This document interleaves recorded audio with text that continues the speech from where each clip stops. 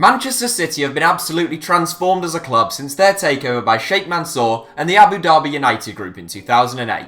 Having played in the third tier and never having finished in the top 6 during the Premier League era, they haven't finished outside of the Champions League places over the last 7 seasons now, winning their first league title in 44 years and their first FA Cup in 42 years. All that has been made possible by enormous investment in the playing squad. The citizens have spent over £1 billion on players since 2008, with a number of very shrewd buys, such as David Silva, Sergio Aguero and Yaya Toure. The great signings live long in the memory, but what about those who made less of an impact at the Etihad?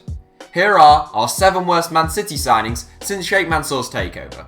Emmanuel Adebayor, £25 million from Arsenal.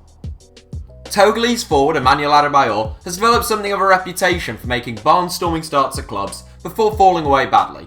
It was a similar story in Manchester, where Adebayor arrived from Arsenal for a hefty fee of £25 million. He scored in his first 4 games, the last of which came against Arsenal, and drew attention for Adebayor's not-so-subtle celebration. He soon fell away though, dropping behind Carlos Tevez, Mario Balotelli and Edin Dzeko in City's attacking pecking order. He got a stunning loan move to Real Madrid before ending up at Tottenham, where he also started like a house on fire before turning to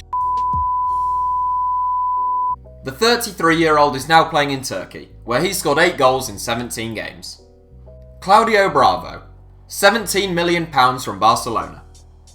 Some found the way in which Pep Guardiola pushed Joe Hart out the door at Manchester City and replaced him with Claudio Bravo in his first summer in charge a little distasteful.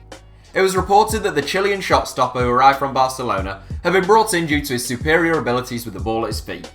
The £17 million fee made him the 4th most expensive goalkeeper of all time, and for that price, you'd have thought he might be able to catch. You'd be wrong. Bravo proved himself to be a worse goalkeeper than Harry Kane, was dropped for reserve goalkeeper Willy Caballero, and promptly replaced as first choice in the summer by Brazilian goalkeeper Edison. Wilfred Bony, £25 million from Swansea City. Wilfred Bony's £25 million switch from South Wales to Manchester made him the most expensive African footballer of all time. The move even had the potential to rise to £28 million, but given that they were probably incentive-based add-ons, it might be fair to say Man City never had to hand over the extra £3 million. Having averaged a goal every other game at Swansea, Bony averaged a goal every 6 games at the Etihad. He made 36 league appearances in 2 seasons, before being sent out on loan to Stoke, and eventually resold to Swansea for £12 million. Good business, lads. Stefan Savage, £6 million from Partizan Belgrade. Okay, so he may have been by far the cheapest signing in this 7, but Stefan Savage made up for that by being so utterly dreadful during his time in Manchester. He arrived as a 20-year-old who'd already played over 50 games and won full international honours with Montenegro. He left, after a single season, as the guy who couldn't pass the ball, gave away penalties and sliced clearances like it was going out of fashion. To make matters worse, when City did flog him, it was along with a load of cash in exchange for Matej Nastasic, who was hardly the greatest signing himself. Jack Rodwell, £12 million from Everton. Wow. Jack Rodwell really has had some fall from grace. He was playing for Everton at 16, capped by England at 20, and the subject of a £12 million move to the Premier League champions at 21. He played 16 league games in 2 utterly forgettable years at the Etihad, but Everton still thought they'd got a decent deal when they picked him up for £10 million in 2014. They haven't. The Black Cats have basically lost every game Rodwell has played in, or some daft stat like that, and he's now struggling to get in their side as they fight to stave off relegation to League One. Eliaquim Mangala, £42 million from Porto. £42 million. No, really, £42 million. That's how much Manchester City paid to get their hands on Eliaquim Mangala. The gangly centre-half has made 49 league appearances in 3 years at the Etihad, primarily due to the fact that Vincent Kompany is never fit for more than 5 minutes.